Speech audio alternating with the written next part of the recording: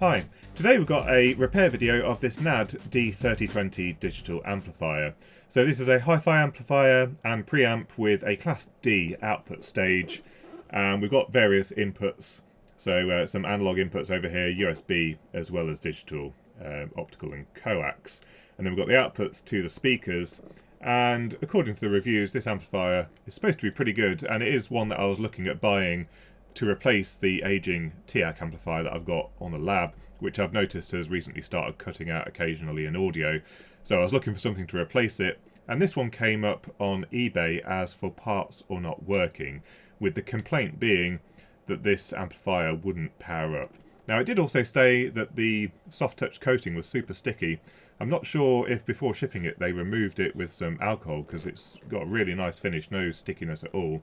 But one nice thing about NAD equipment is the service manual is generally available, and I did manage to find one for this amplifier, so I'm fairly hopeful that we may be able to get a repair on this unit. So you'll notice there's not much in the way of user interface on this thing. So there's some LEDs that shine through legends on the front to show the volume and the inputs, and then there's two capacitive touch buttons on the top here that are illuminated by some LEDs. So I've just turned down the lab lights, and let's see what happens when we plug it in. Right, so you can see we've got the orange standby light on the top there, and when we turn it on, we get the front flashing here.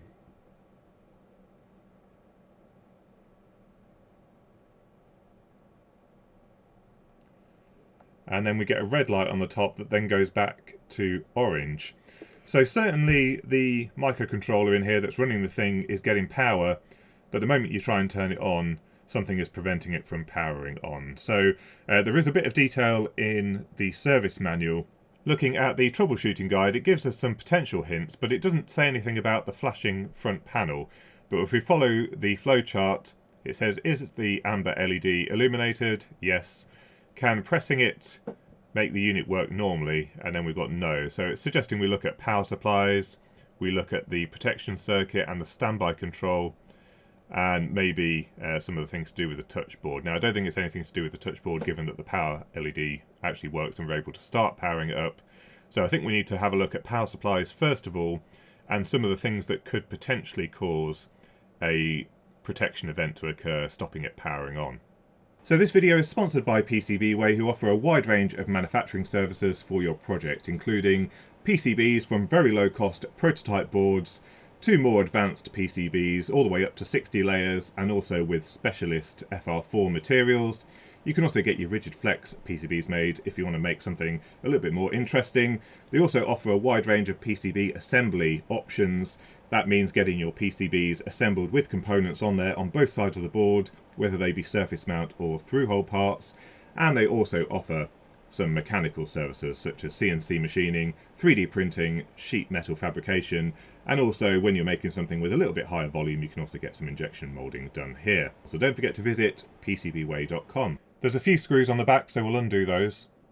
With the side cover off, there's still not a huge amount to see because it's all very tightly packed in here. So I think our first approach is, let's just disconnect the wires here, do a bit of disassembly and do a visual inspection of everything before we start probing around. Just get familiar with where everything is inside the box. Here is our block diagram for the amplifier from the service manual. Let's take a close look at this first of all.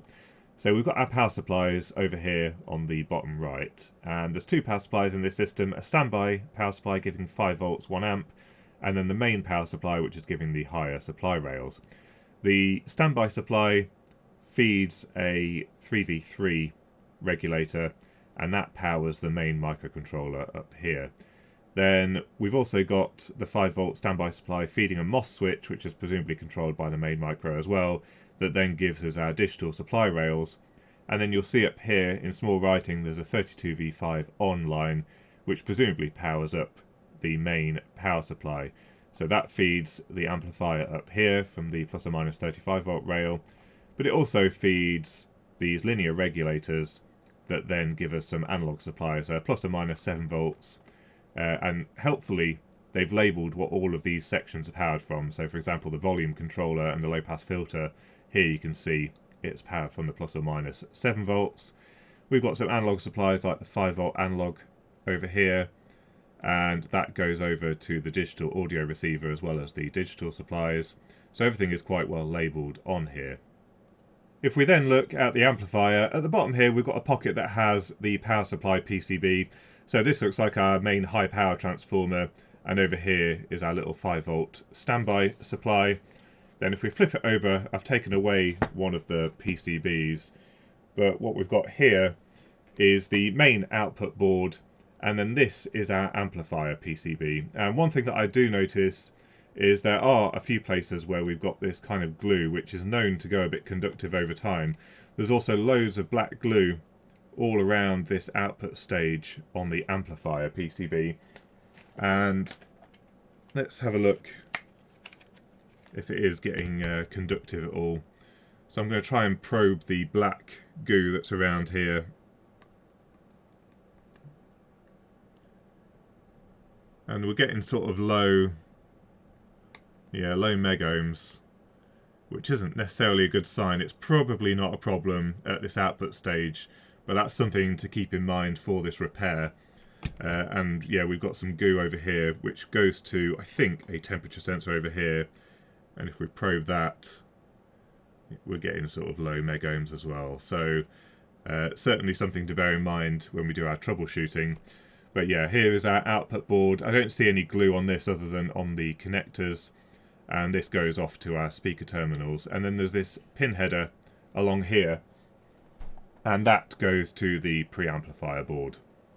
Here is our preamplifier board, and unfortunately, because of the way that it's been assembled, this is going to be a little bit of a pig to try and debug if we are ending up needing to probe stuff, because this needs to be mounted to the other board, so there's no access to these parts of the PCB, so we may end up having to solder some wires on to look at some of the signals. They have got some of the supply rails around here, so you can see some plus or minus 12 volts and the 5-volt digital and the standby supplies, so we should be able to get started with the debugging. And then on the other side of this, unfortunately, there's an antenna for the Bluetooth which is glued into the top, and then it's got that same glue over here, which certainly isn't going to be particularly helpful around the RF section here. But there's some slightly dodgy soldering here. You can see all the rosin flux being left over. Here is the main microcontroller, PIC 24FJ128, in fact one of the ones that I use quite regularly. And then we've got some of the little regulators along here. Again, some black goo on the optical input here, and that probably does measure the same kind of impedances as well. So I think the first thing to do is to try and put this back onto the other board and see what these supply rails are doing. But yeah, the way that this antenna is permanently attached, and this glue is actually really, really strong. I might see if there's some IPA or something that might dissolve it so that I can detach the Bluetooth antenna so that we can debug a little bit more easily. Let's look at some supply rails. So the unit's powered up by the mains at the moment, and we've got our 5-volt standby. And yeah, that's reading a good 5 volts. We've got our 3-volt standby over here,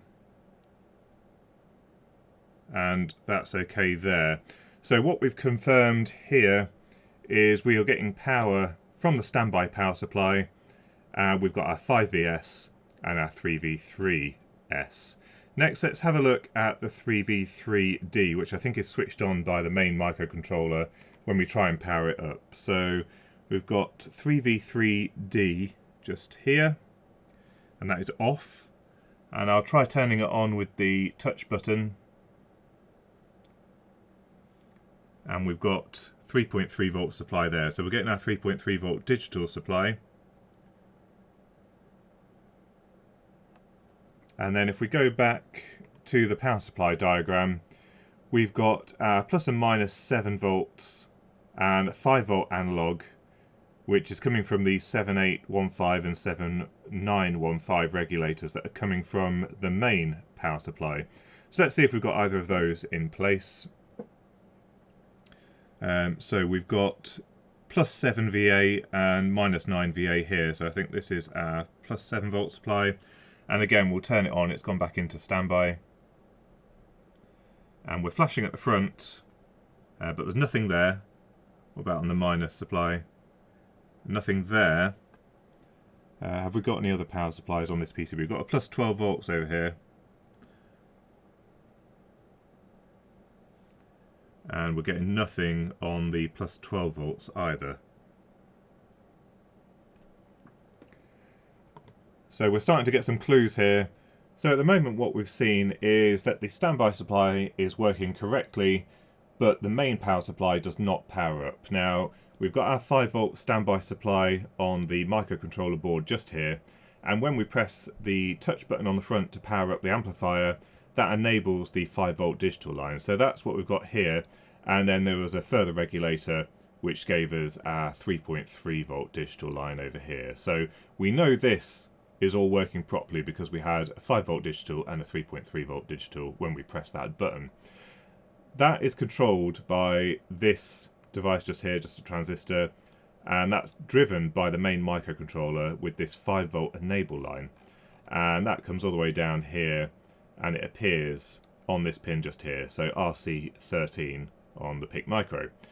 But the signal that actually goes off to the main power supply is a separate trigger. It's this standby A, and I think this is what we want to look for next, because I was assuming that the same signal might be used to trigger both the power supply and the digital supplies, but it looks like it's something different. So what we need to do is see whether the microcontroller is commanding the main power supply on. So we're going to try and find this net just here on the back of the PCB, because the way that the whole thing's assembled, it's very difficult to get access to some of the supply rails. And I think the easiest place to pick up this signal is on this transistor Q320, which goes out to a header that then goes off to the power supply. And that's located just here on the back of the board. So we've got our transistor, here's the signal going to the power supply board, and then we've got the ground and the 5 volt standby. So let's check we've got our 5 volt standby still, which we do. We should have 3.3 volts just here. And this is our signal from the microcontroller, which is reading 3.3 volts. If we turn it on the front panel, that drops to 0. Our output from the transistor is now at 3.1 volts. And then our signal into the power supply is a little bit low actually. It's 1.16 volts. And if we look at the schematic again, so we had 3.3 volts here. This dropped off to 0 when we were trying to trigger the power supply. We had about 3.1 here, but then we did have quite a voltage drop across this 200 ohm resistor. I think it was reading 1.1 volts just here. So let's have a look at the power supply schematic and see where that goes. This is the standby power supply just here, based around a Power Integrations Tiny 274, which we've used in a previous video when I was making a power supply. So we know that we are getting our 5 volt standby output just here. So this is all working just here. Where that line that we just measured actually goes is into this optocoupler. So we would expect that voltage drop. It's normal to have a infrared LED in this optocoupler with a forward voltage of somewhere between 1 and 1.4 volts. So that is completely normal. The circuit is working here. And then on the power supply, what it's actually doing is it's tagging off another winding on this transformer, and when that LED is illuminated, so when we try and turn it on, it switches on this transistor just here and then provides 12 volts back onto the power supply board to start powering up the main driver. So what we know is now that all of this section is working and the main microcontroller is doing what it should do, and we're looking more like there is possibly a problem with the power supply not starting up for some reason. The power supply comprises of 2 PCBs, so there's one main PCB plus a sort of plug-in header board. And the main PCB has the standby power supply, which we know works properly. And then we've also got all of the main power components on here. So we've got our transformer here, we've got the main transformer, we've got our switching MOSFETs over here, and then all of our output stages. And then there's the header board, which has the actual controller on here. So here's our controller in ISL 6744. And when we get our signal from the microcontroller PCB and we get that output from the standby power supply over here, it's fed into this node just here, 12VD, and then that supplies power to that switching IC, and then it also provides power to all this other electronics on here, which also I think includes a soft start.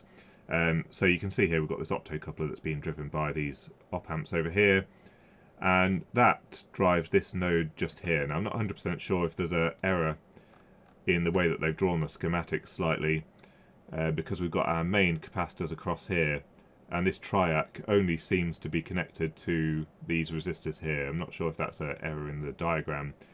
But anyway, what we want to be checking for is to see if we've got any activity occurring on the main power supply.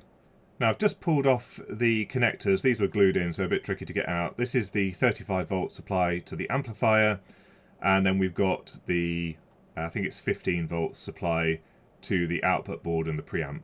So these are the outputs from the main power supply. I still have the 5 volt standby connected to the micro board, and also that includes the signal to turn on the main power supply. So you might just be able to see there the standby light glowing on the top of the unit.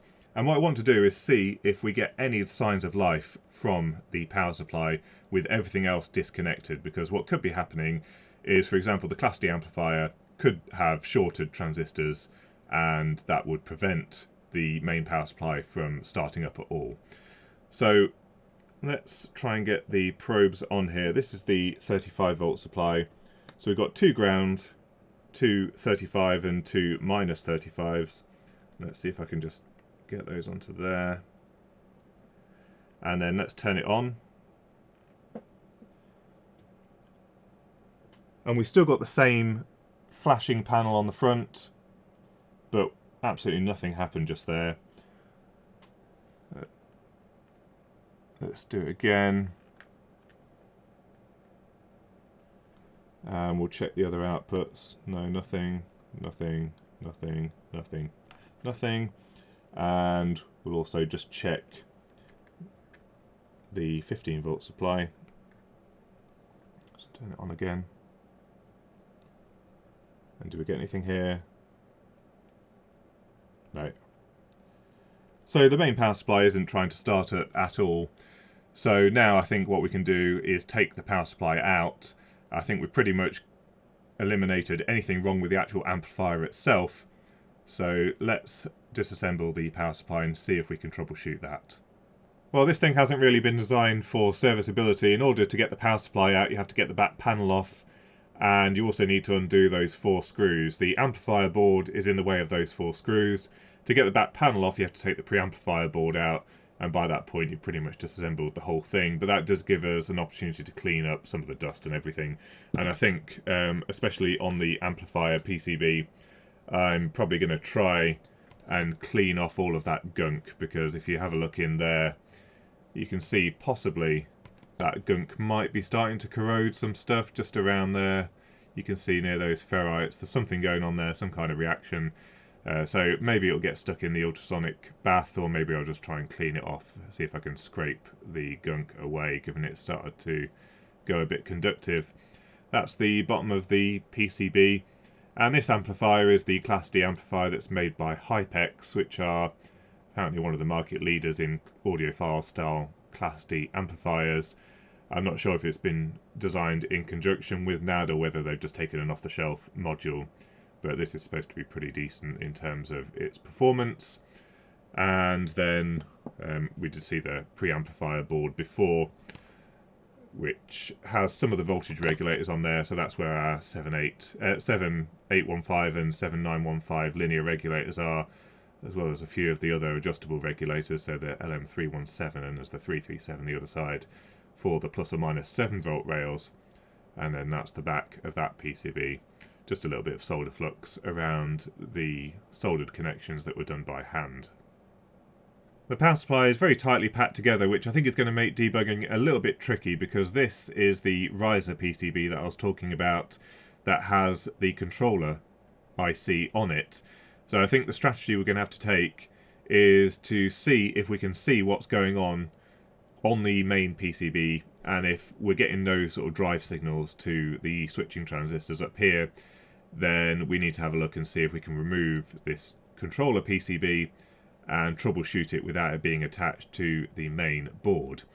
Now, we know that the 5 volt power supply is working properly. What we don't know is whether once the enable signal is sent that we're actually getting the 12 volt output from this power supply as well, because that 12 volt power supply is responsible for powering sort of everything else up and driving that main driver IC. Once the driver IC's got power, it should then start running the transistors as we expect. Before we start probing anything, I think what we're going to do is just give a quick visual inspection under the microscope and see if there's anything on the underside that looks suspicious. A quick look at the camera now, and I'm not seeing anything, but there might be a little bit of damage that we can't see from this distance. Our mains comes in over on the right hand side over here. We can assume all of this is okay, we don't need to concentrate on this area at the moment. And all of the soldering looks good anyway around in this area. Then if we move up here, this is our 5 volt standby supply. So we've got our snubber network over here on the primary. We've got our freewheeling diode D103 for the 12 volt power supply. So we do need to check that one. Got a couple of optocouplers here. Now OP101, this is the one that we know that the LED works, because when we measured the drop across that resistor, that was showing that the LED was forward biased at about 1.1 volts or so, so we know that's okay. And we don't need to worry about this one. This one's part of the feedback network for the 5 volt standby supply, so we know that's all okay. This is our main freewheeling diode for the 5 volt standby supply, and you can see it's got a little bit warm, there's a little bit of decoloration on the PCB, but again, that shouldn't be causing any issue. Then we've got some connections here. This is our transformer for driving the gates of the FETs. Again, that all looks like it's okay. We've got our connection here. So these soldered connections here are the ones that go to the riser board. There's a little bit of a blob on there, pin 3. Let's see if I can see it on the schematic. Is our 12 volt digital power supply, so we should check that is soldered properly. It looks a bit blobby, so make sure that that's good, making a good connection. We need to check that in a moment.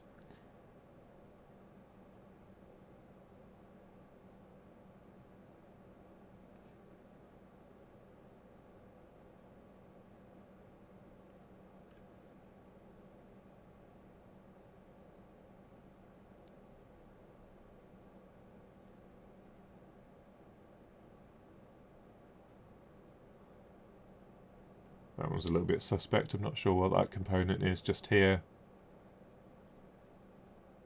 All of the surface mount ones look fine. And I'm not seeing anything in particular that looks like it's blown out or anything like that. A little bit of discoloration though around these two diodes just here. What's this? D124 and D123.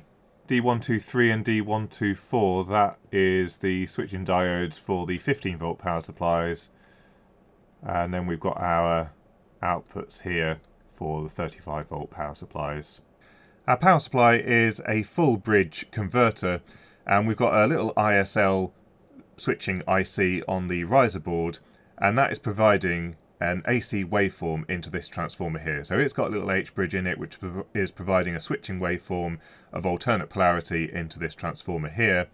And then this transformer actually has a whole bunch of secondary windings. So it's got one here for these two high power MOSFETs. These are being driven from the HV rail, so the rectified AC supply in. These are the high power MOSFETs which are driving the high power transformer. But this little transformer over here also has 4 additional windings which are providing the isolated gate supply for switching these 4 MOSFETs on and off. And these 4 MOSFETs, as you can see, are in a full wave rectifier configuration, and basically these are forming an ideal diode. So I did a video a long time ago on ideal diodes and ideal rectifiers. Effectively, instead of having the loss of a forward voltage of a diode, although we have got some diodes in here, these MOSFETs provide a much lower impedance path. So when they're switched on and off in the right formation, we get a AC to DC conversion. So you can see we've got our high power transformer here with the 2 outputs on this node and this node here, and these transistors switch in and out accordingly.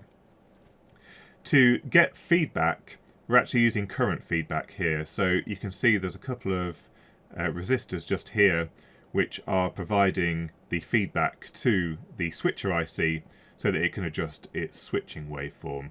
So you'll see there's no optocouplers or anything like that on this side of the power supply. This is our output for the 15 volt supply. That's all just coming from that high power transformer. No feedback there, although it does have a Zener diode here for AC detection. But this is effectively unregulated at this point. They're relying on the turns ratio of this transformer here. So I think what we're going to do next is just check that these MOSFETs all look like they are working properly, and have a look and see whether we've got everything in order here. So let's check a few components on here. So D105 is our diode for the 5 volt standby. So this one should be working fine. And it is. We've got our diode D103 for the 12 volt supply, which is currently untested, but that reads okay. So that diode's alright. We've got these diodes over here, which were for the 15 volt supply. That one's fine. And that one's fine. We've got our 4 MOSFETs for the AC to DC conversion over here. So let's check we've got no shorts first of all.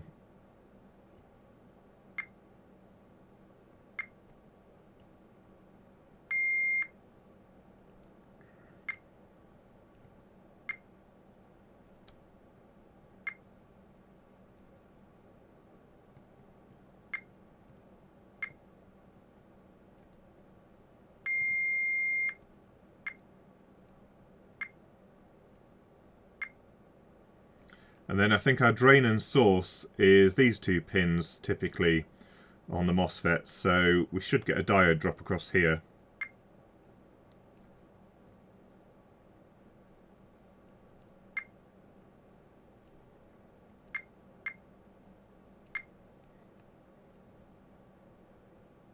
It's a little bit different to this one over here. Oh no, it's not.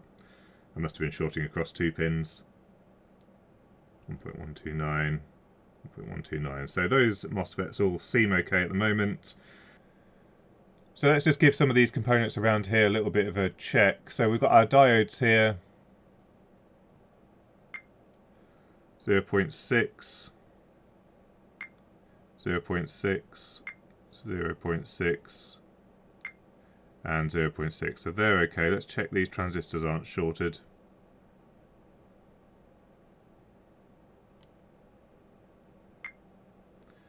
And we should have a diode drop across there, which we do.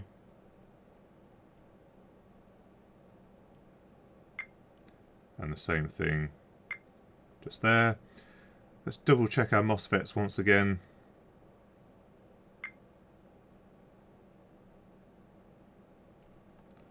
No shorts. And then we've got a couple of sense resistors. Oh, that's interesting. That says 0.47 and 1 ohm, but in the schematic it definitely says 0.47 and 0.47. Perhaps that's a late change to the design. They look a little bit discoloured. Let's have a quick look and see what those measure.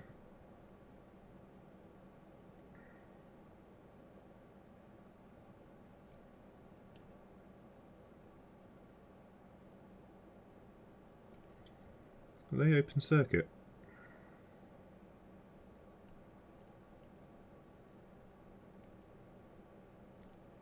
And yeah, just nothing across them. So I think I'm going to remove these, and just to be on the safe side, I think I might remove these 2 MOSFETs as well and put them on the transistor tester and just check that they are okay. We'll use the 2 metcals to remove these resistors. They have got a little bit of glue underneath, so they might be a bit tricky to remove. Oh yeah, it's broken in 2. So did they just get hot? And that one's broken in the middle as well. I put no force on that. I decided to take out the 2 primary MOSFETs and make sure that they are actually working properly.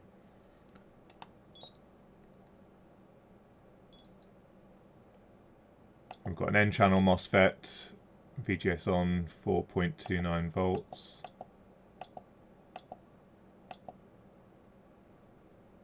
Yeah, that looks fine. Let's check the other one as well.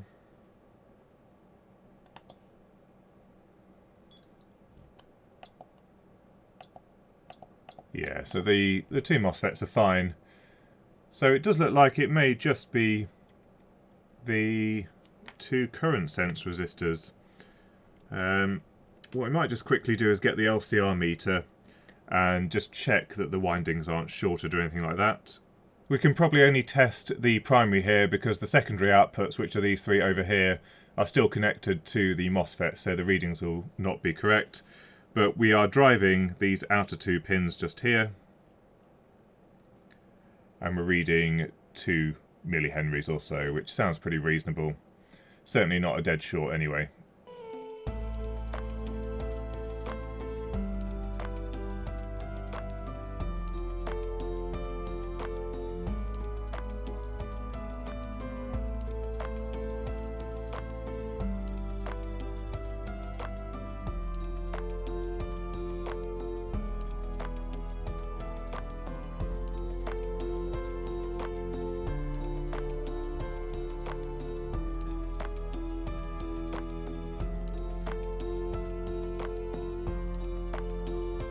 Right, so let's power it up. We'll test this standby power supply again just to make sure that nothing has been broken by me taking it out of the unit, and then we'll try and feed in a signal to bring the rest of the power supply up. So with our 5V standby supply working, we can try and power up the rest of the electronics. Now, there was an optocoupler there which we need to drive from this 5V supply, so let's pick a resistor here. So the forward voltage was about 1.1 volts and it was being driven at about 10 milliamps. Which means we need something like a 390 ohm resistor from the 5V supply to the standby enable. So here's our 390 ohm resistor bridging the standby and 5V supply. We do have a 40 watt lamp in series with the main supply, and the multimeter is connected to the 35V output. So let's have a look and see if it powers up. And yeah, there we go. We've got our 35V supply. Let's also just check the 15V supply. And there we go, 15 volts from that supply as well. Now, with the power supply fixed, I think I will just change the capacitors out. I probably don't need to document that. But I'm not 100% convinced that that is the only issue with the power supply. It doesn't seem believable to me that those two resistors just overheated and broke for no reason. So I have a suspicion that the Class D amplifier, maybe one of the output stages is shorted, or there was some output problem. So let's have a look at the Class D amplifier board. Here is the Class D amplifier board, and all this is basically a oscillator that produces the PWM carrier frequency, often in the 50 kilohertz plus region. I would expect somewhere like 200 or 300 kilohertz, to be honest. And then the loudspeaker filters out that carrier frequency when you get the audio through. But then there is a comparator which is looking at the analog audio signal coming in and effectively adjusting the PWM duty cycle so that we can create a waveform that is representative of the audio signal coming in. And there's a couple of different ways you can configure these amplifiers. So you can have one speaker driven from this arrangement here where you basically got a full H bridge and you can get the maximum power output from your speakers. Or the way that this one is configured is the loudspeaker is connected to ground and then the other terminal is connected to the center point of these two MOSFETs here, and then the same for the right channel on these two MOSFETs here. So we don't get quite as much power output, but then we can use this entire board as a stereo amplifier. And my suspicion is probably the output stage on this may have gone short, which caused the whole issue in the first place. So I think we're going to just test these MOSFETs here and see if any of them have gone short. So we've got access to the pins on the underside. Let me grab the multimeter. Right, so let's start with this MOSFET here. So this is drain and source. And that's a dead short. Did the gate survive? The gate's okay on this one, which does mean there's a possibility that the rest of the electronics isn't blown. What about here? That's a dead short as well. We've got a low impedance here to the gate, so that's potentially not a good sign. Let's have a look at this one. So this channel's okay. Okay, so yeah, definitely 2 MOSFETs gone. These SMD resistors will be in series with the plus or minus 35 volt supply, so those are okay. Inductor's still okay. Right, okay. So let's take off the heatsink, desolder these 2 transistors here, and then we'll try and check there's no other damage to the driver electronics for this MOSFET if the gate is short.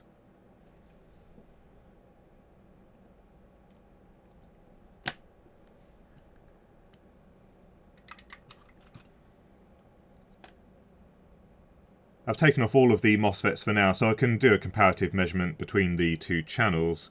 The thought is possibly I'll remove all of these capacitors as well and try and clean up the black goop on the PCB. But these 2 MOSFETs should be good.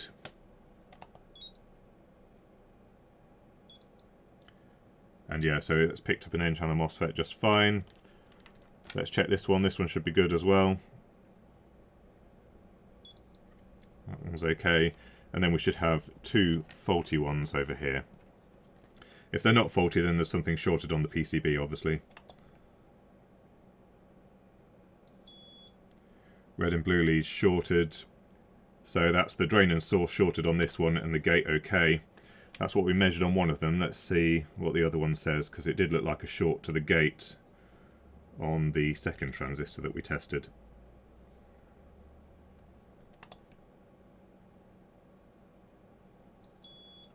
And that one's completely shorted through all 3 pins. So I do need to do a check on the PCB and see if anything further is broken. So I'm just testing where these MOSFETs once were. The impedances all look quite normal here, so I don't think we've got any further shorts on the PCB. Now, having a quick look at the PCB, I think we've got some push-pull driver pairs for the gate drivers. So here's our gate connection here. We've got a pair of transistors just here, gate, and then a pair of transistors just here. So I think these are PNP, NPN push-pull drivers. I do want to just check that the one that had the shorted gate doesn't have damaged transistors there by potentially having the supply rails on it. It should be fine, but let's double check. So should have a 2 diode drops on each transistor. One there and one there. So that transistor's fine. And then this will be the other way around. Base. And yeah. So that looks fine. So we may have got away with just damaged MOSFETs, possibly from a shorted output on the speaker. I'll have a quick look at anything else on the PCB, but I think it mostly looks okay. So I think we were just potentially having a shorted speaker output that caused all the damage. Now what I do want to do is I think I'm going to remove all of these capacitors here and try and clean off the black gunk. I suspect this might cause problems in the future, so I think we're going to replace all these as well. With the electrolytic capacitors removed, you can see actually it started to have an impact on some of the connections here. It leaked underneath this capacitor. This is actually our affected side, and maybe it started adding a DC path. And if these are AC blocking capacitors rather than decoupling for these ones, then maybe it started to cause that issue. So I think we're going to try and clean this up. I'll probably use like a slightly abrasive brush along with some IPA. If it still won't come off, I might try acetone, although that does sometimes damage the silk screen. So we'll try the lightest thing first and then see if I can remove it. Maybe it'll be a dip in the ultrasonic bath as well. But yeah, certainly this glue is not all that great to be used on these PCBs.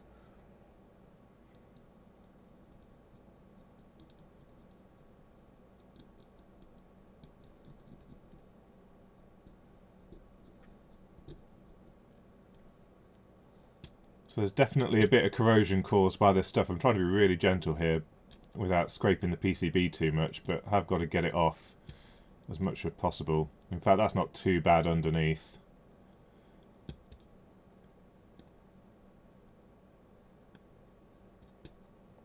But yeah, this glue is awful. I don't know what they were thinking using this over silicone or something like that. Some areas like this don't look too good, as you can see. This pad isn't actually connected to anything on the top layer, so it's probably not too much of an issue, but I might just try and see if it has actually eaten away at the copper.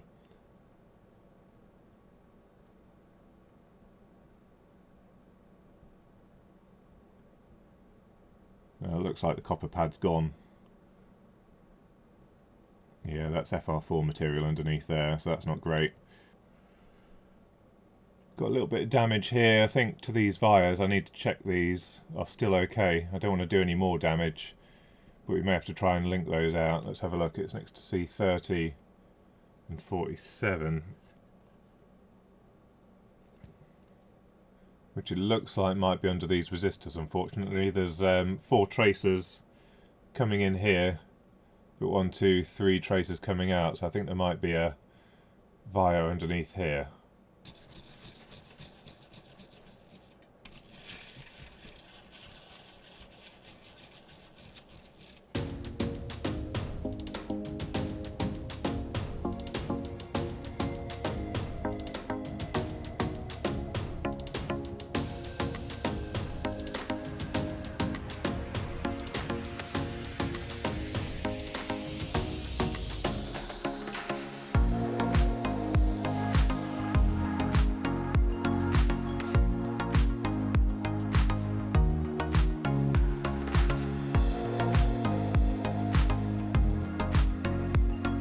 That's the capacitors in place, and I may as well swap out all of the MOSFETs. I've got a pack of 5 here.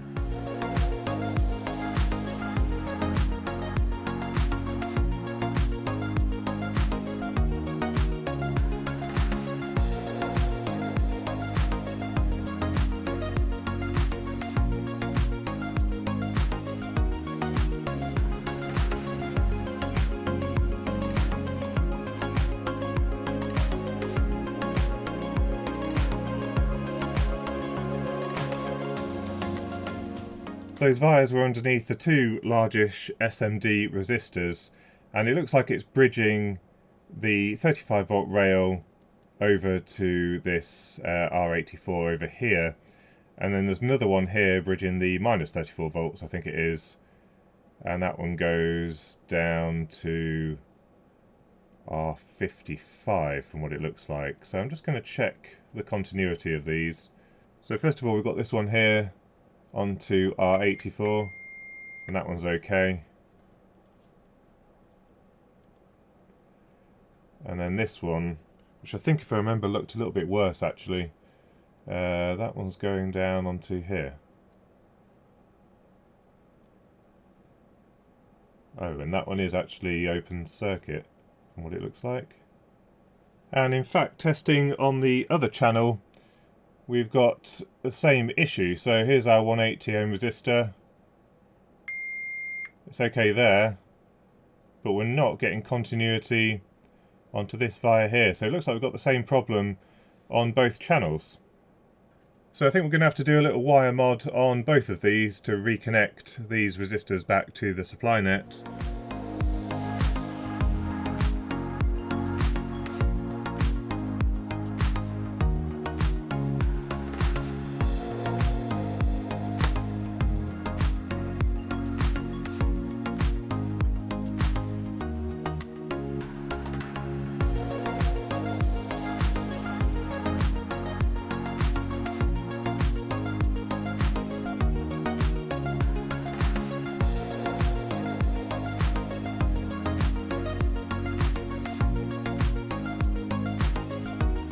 Right, so I think that should do the trick, and I did actually manage to find a schematic for this PCB on the internet. There is a datasheet for this part. Now this one says version 0.0 on the silk screen for this PCB. The one that I've got here says version 1, but the schematic is really quite terrible. It's really badly drawn, and when I started tracing things out, it didn't quite match up with what was on the PCB. So I'm not sure if they've purposely put a slightly earlier revision of the schematic or something that's not quite right, because this user manual really isn't designed to give sort of servicing information. It just tells you how to connect the thing up. So they've probably put a slightly out of date schematic on here to make it difficult to copy. Generally it follows what's on here, but for example these resistors, this is the one that I was soldering onto, and we don't have these two in parallel, there's just one there, and the reference designator doesn't quite match up, but you know, generally it kind of shows the same thing, but there are a few differences between this one and what we've got on the bench here. I think we may have a couple more issues. I was just doing a sanity check looking at the PCB, and we've got a couple of wires here, and all they do is just cross across here. That one's okay, but I'm getting nothing on this one, and nothing on this one either, even when I scratch up the surface a bit, so we're going to have to bridge those across as well. So I started looking around other areas of the PCB, and I did find a few areas where these wires were damaged by the glue. So I've done quite a few repairs. Hopefully I've got them all here, but if we're still having trouble, then I'm going to have to look again and look a bit deeper. Right, we've got the oscilloscope hooked up to the loudspeaker outputs with no input on here at the moment, and it seems to do some kind of soft start. And then we've got the output rails exactly at 0 volts. Now, the current draw is a little bit asymmetrical. The negative rail is at about 110 milliamps and the positive rail is at about 30 milliamps. Now, I've just hooked up a signal generator through a AC coupling capacitor into one of the channels. So I'll turn on the SigGen and we can see that one working on channel 2. Now let's hook up the other channel on the amplifier and check this one also. And there we go, we've got the same amplitude there. So that is good news. I think we have a working amplifier board.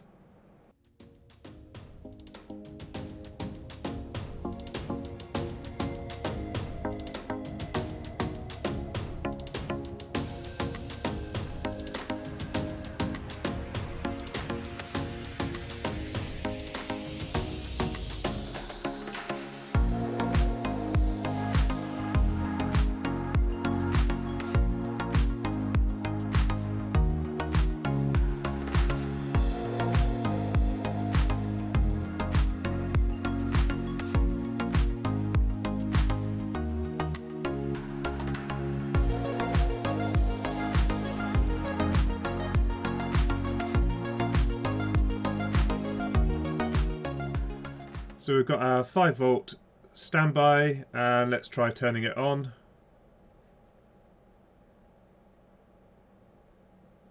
And we've got flashing lights on the front there.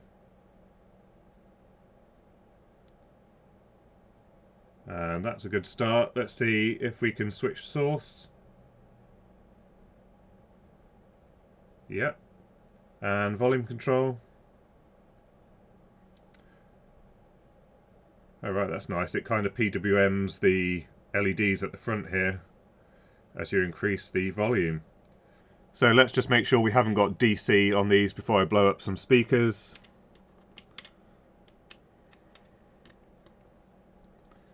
And 0. And 0. So I think we can hook up some speakers and see if it actually works. So I paired my phone with it by Bluetooth, and as you can hear, we do have audio coming out. So the Bluetooth receiver's working properly, and the amplifier, as you can hear, is also working. It does sound actually really quite good. So what I'm going to do is I'm going to leave this hooked up to my test speakers for the rest of the day, playing at quite a high volume to make sure that there's no further problems with the amplifier before I connect it to my more expensive speakers. In terms of the costs, I think I spent in total, including the device, about £75, and these go for about £250 in working condition on eBay. But what we can see is they're all probably ticking time bombs with that glue that's been used on the amplifier board. So even if they're working now, they're probably very close to failure. And the amount of damage that it's done on that PCB, I suspect what's actually happened, rather than it being corrosive, is that it is a resistive glue. And the closer together two terminals will be, if there's a potential difference between the two, there will be some current flow between those two pins. And probably what's happened is there's some kind of electrolysis type action that's just been eaten away at the tracers and the wires. So certainly I think the fix that I've got now, I've cleaned away all of the glue that was in contact with any areas of concern, and I think now we should have a decent working amplifier. So I hope you enjoyed that video. I know it was quite long, but it was quite an extensive repair on this amplifier. If you've got any thoughts or comments, don't forget to leave them in the comments section down below. And if you enjoy repair type videos, I can do a few of those in the future as well. Don't forget to visit our sponsor for this video, PCBWay. And until next time, thanks for watching.